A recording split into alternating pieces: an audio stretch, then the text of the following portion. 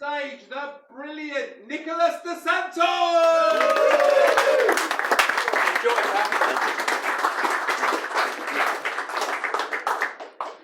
Thank you very much. Good to be here in Bromley. Well, my wife is vegan and I have 2 kids under the age of 6, so it's good to be anywhere but home. True story. Some people say the day my child was born was the most exciting, the most beautiful day of my life. People who say this have never been released from an Iranian prison. Right? The English language is full of empty slogans like honesty is the best policy. Have you heard this? People who say honesty is the best policy have never been released from an Iranian prison. Honesty might get you inside an Iranian prison. It will not get you out. Did you have a good January? Yeah, January is almost over. On Monday, 20th of January, history was made. Anyone noticed? Yeah? On Monday, 20th of January, my YouTube channel surpassed 70,000 subscribers. Yeah. And also Donald Trump returned to the White House. Yeah. Any Americans in? No? That's fine. It was historic. What, did you follow the US election? Yeah. It was supposed to be close. But eventually our man was vindicated. Yeah? Right? Who's with me? After all the accusations, after all the mocking, after all the betrayals, our man, Joe Biden, was vindicated. This was the first election in history where the outgoing president was happier than the incoming one. Joe Biden will go down in history as the only man to have, as the only Democrat to have defeated Trump. Nobody can take that away from him. I'm just joking, he never beat Trump. Now, Trump ran a perfect campaign. He secured the endorsement of some very powerful backers. Of course, the most famous, the most powerful supporter of Trump was present in the inauguration. God. Do you know God? God is present everywhere, and he was at the inauguration as well. You know, ever since the first attempt on his life, it was clear that God was supporting Donald Trump. Remember? God saved Trump, but even God could not save the head of the US Secret Service. You know, remember the story? They had assigned some female agents to Trump, and these female agents were supposed to cover him against the bullets, but they were short and fat and clumsy with the gun holster. So the head of the Secret Service had to go to the US Congress and explain. And she said, well, these women, in their applications, they said they were fit. They also said they were good at emotional stability, debating logically, and opening jars.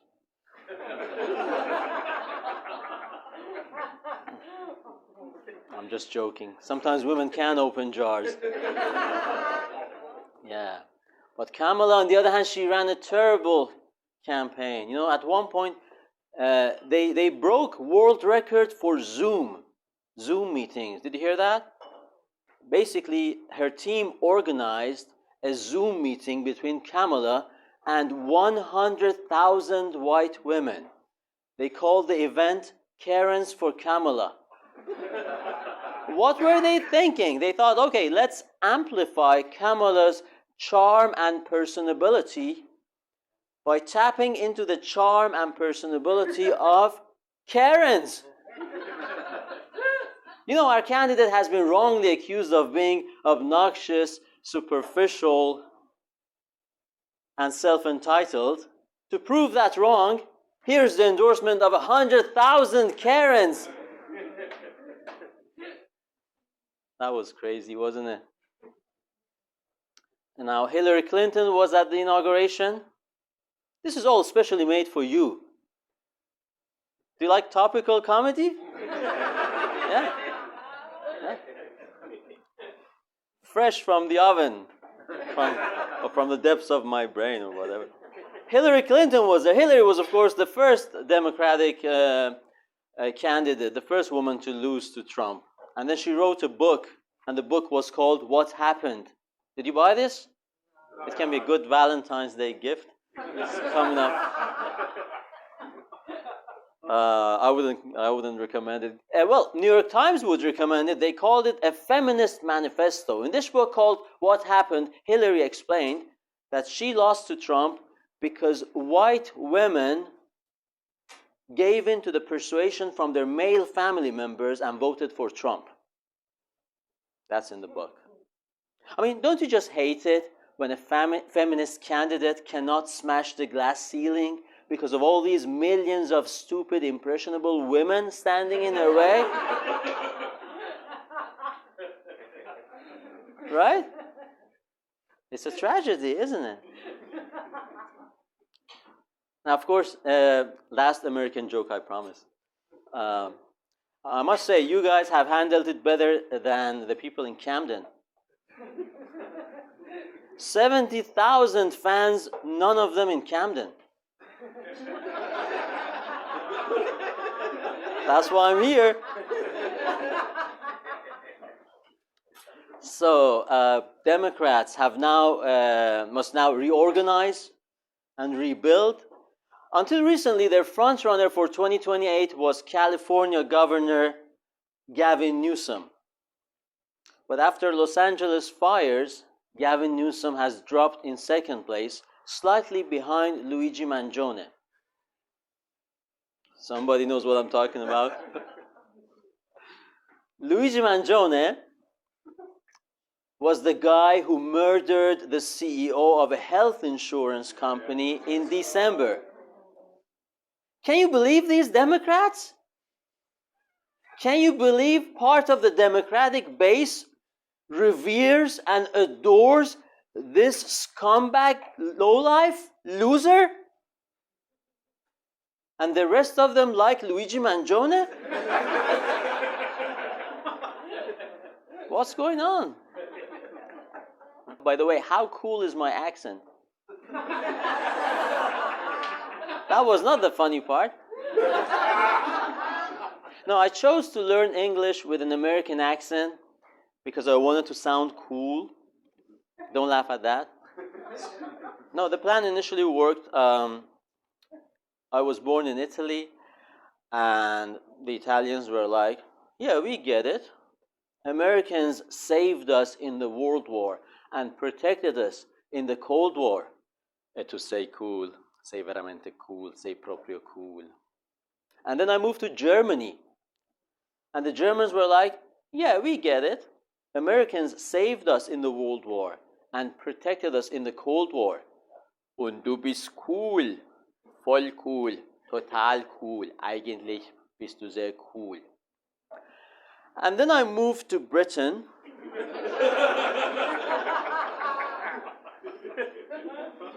And I learned that British people are quite ungrateful. Right? I mean, I get it. Americans can be a bit annoying when they come over here and taunt you with the usual taunt. If it weren't for us, you'd all be speaking German now. If it weren't for us, you'd all be speaking German now. And these Americans don't realize how stupid they sound when they presume that British people would have been capable of learning German.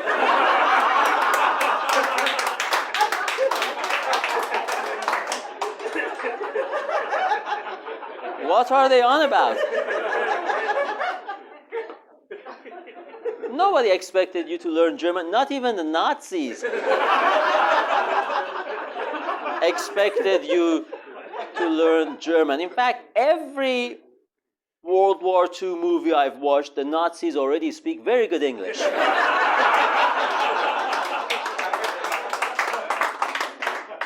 Can you imagine these poor Nazis? They were so stressed out, waging a world war on multiple war theaters. and yet they force each other to communicate with each other in English to get enough practice for the future invasion of Britain. That's how little faith they had in you picking up their language.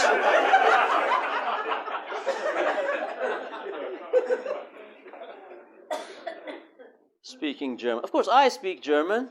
It's all right. It's all right. Well, it's not all right. It's not all right speaking German, because when I speak German, I'm constantly aware that I'm speaking the same language as the most evil man in the history of Europe, Klaus Schwab. There's some pockets of anti-globalists here. That was just a 3-person joke. World Economic Forum ended just last Monday. It doesn't, in Davos, it doesn't get more topical than that. You're welcome. Yeah. So now let's deal with the controversial stuff, huh? Are you enjoying your white privilege? You know, white privilege is real, right? I can prove it to you. You know, because if you are white and you are not good enough to become an engineer or inventor or a doctor or a lawyer, you can always become an Orientalist.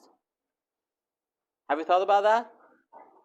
You go to the Orient and decipher their old stone engravings and tell them they used to be a great civilization, and they love you for that. Do you know Edward Brown? Nobody knows, exactly. Nobody knows Edward Brown. Edward Brown, English Orientalist. There's a street in Tehran named after him. This guy here couldn't get any girls. He went to SOAS, studied Orientalism, and then went to the Middle East, the Near East. He's revered over there. You can become an Orientalist. And if you're not good enough to become an Orientalist, you can go to the Far East and become an English teacher. Right? And you don't even have to be good at English. You don't even have to be English. You can be Polish. You can be Polish. They can't tell the difference, you know? You just need to look the part. I can't do that. And if you're not good enough to become an English teacher either, I guess you'll work for HR or something. I mean, there's only so much white privilege can do for you, right? I mean, it's called white privilege, not a miracle, right? But I get it, white men come under a lot of flack nowadays, a lot of campaigning and activism against the white man and toxic masculinity. And what really winds me up is that they use the inventions of the white man to campaign against the white man. How insane is that? They write stuff in the Guardian, in the newspaper. Who invented the printing machine? It was a white man. And they give flack to white men on TV and radio. Who invented TV and radio? And sometimes these anti-white man activists have their marches. They march on the road. On the road. Who built the roads? Do you know why all the roads go to Rome? Because the Romans made the roads. And they march on the road shouting slogans against the white man, against patriarchy. In their megaphones? Who invented the megaphone? You know, it was a German and an English scientist, and then Thomas Edison perfected the whole thing. I mean, shouting slogans against white man in a megaphone is like beating up a Japanese guy with a Walkman.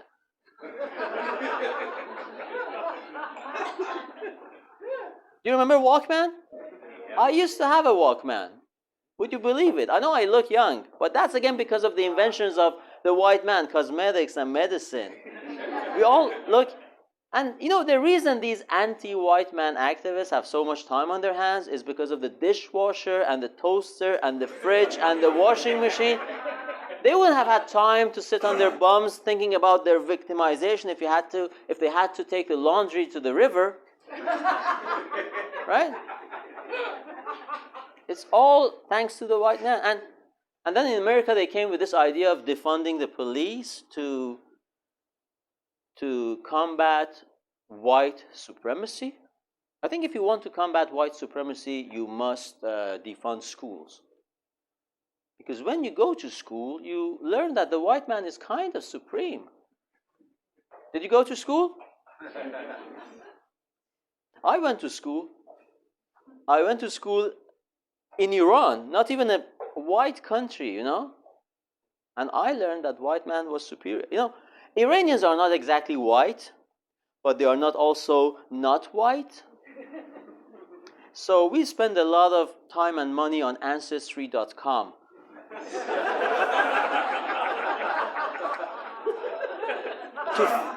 Trying to figure out what the hell went wrong. So you go to school in Iran, day one, they say, welcome to age 6. No mean feet in Iran. And that's... Is that funny? That's factual comedy. And that is thanks to penicillin invented by a Scottish man. Right? Day one. That's day one. And then you study physics, the laws of the universe. Physics. What is the most important law of the universe? It's gravity. Discovered by an Englishman who had an apple fall into his head. Can you believe this? The whole humanity had to wait for this guy to be hit in the head with an apple? I'm sure throughout humanity a lot of populations had bananas and coconuts falling into their heads. Nobody figured it out. That's how good Englishmen are. They discover stuff while napping. You can't compete with that. How good are the English? Seriously. How good are the French? You know the French? The French invented acting. Who invented acting? The French. It's been 80 years since the end of the Second World War. The French have consistently pretended to have won the war. Consistently and convincingly. The French invented acting. How good are the French? How good are the Danish? Anyone from Denmark? Nearly. Okay, Norway? Sweden. Okay. You can take credit. What is the main export of Denmark? Crime thrillers. Crime thrillers. It's a homogeneous country. They don't know what murder is. You don't have criminality and murder in a homogeneous country, and yet they have the fantasy to come up with stuff. Half Disney catalog is Hans Christian Andersen. The Danes invented imagination. How good are they? How good are the Portuguese? The Portuguese invented self-confidence. Self-confidence. Can you imagine the self-confidence it takes to go around the world and colonize others when you are Portuguese?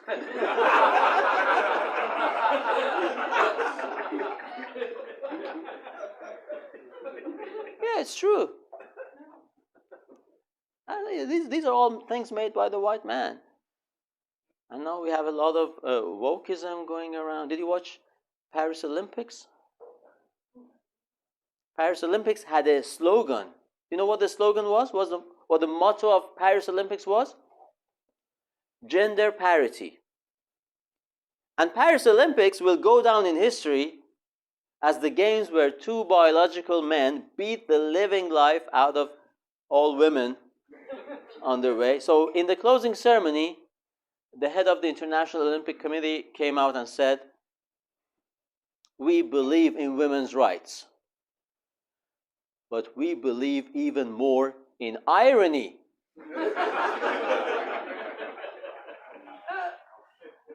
So there was this Algerian boxer, Iman Khalif, triggered a debate, is she a woman, is she not a woman? And some of her or his defender said, no, she's a woman.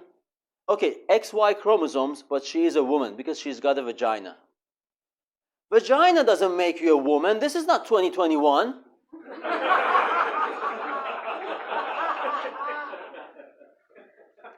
So the argument, essentially the defense became, yeah, she's a woman, but she's a very, very, very ugly one. You don't want that as your defense? Who wants that? That's the defense? And she said she was bullied online by TERFs and biological women, so it was very upsetting, she said, online bullying. And she said the most upsetting thing about being bullied online was that she couldn't punch those women in the head.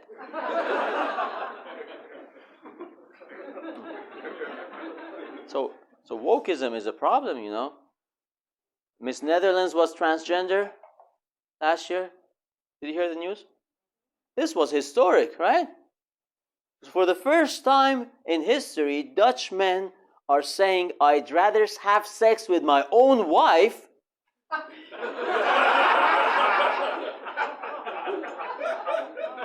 than with Miss Netherlands. This had never happened before. And then there's a show in Germany, a TV show called Germany's Next Top Model. And the final winner of this competition was very much non-Germanic and very much plus size. So German men are saying, I'd rather have sex with my own wife. No, I'd rather invade Russia in the dead of winter than have sex with Germany's next top model. So wokeism can have very dire geopolitical consequences.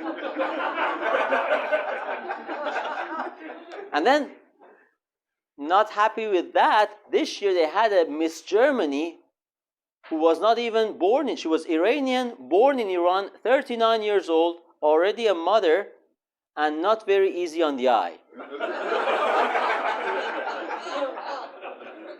So Germans were unhappy. Iranians were unhappy. Iranians were like, is this the best you think our country can offer? Is this covert racism? What? Iranian embassy had to intervene. The Iranian embassy in Berlin, they issued a statement. The statement said, now you see why we asked them to cover up? Can you believe that? The Iranian regime has been misunderstood throughout decades. We thought it was a brutal theocracy trampling over women's basic freedoms and rights. Turns out they were just looking out for all of us.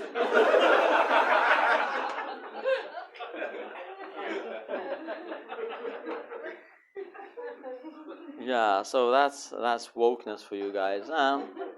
Yeah, I need to wrap up. How good was this? Did you have fun? Yeah? Okay. Thank you. Thank you. Yeah, it went better than Southampton University campus, I should say.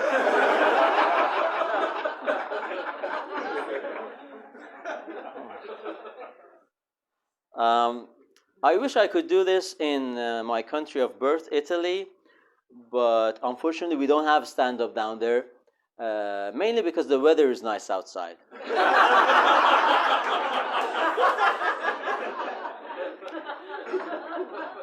Also, themes of stand-up don't work in Italy, you know. I don't know if you are frequent habitués or consumers of comedy, but there are certain themes that British comedians bang the living hell out of. Like, the first one is self-deprecation.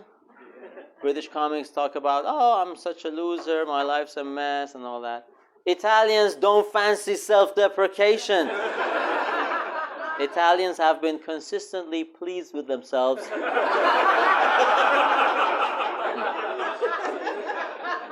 Ever since they invented civilization.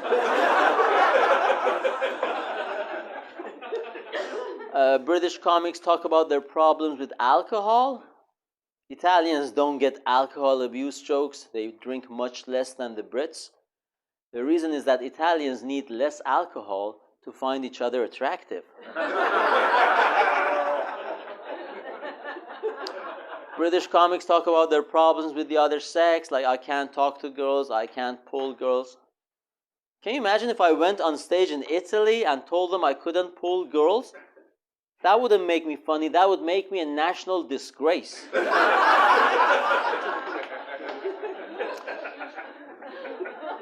So I had to move here.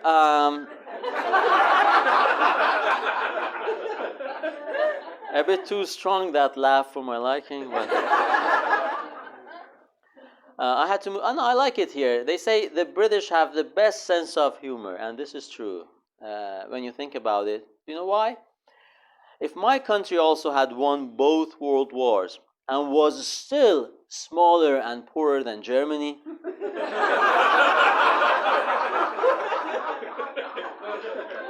I would want to have a bloody good laugh about it as well.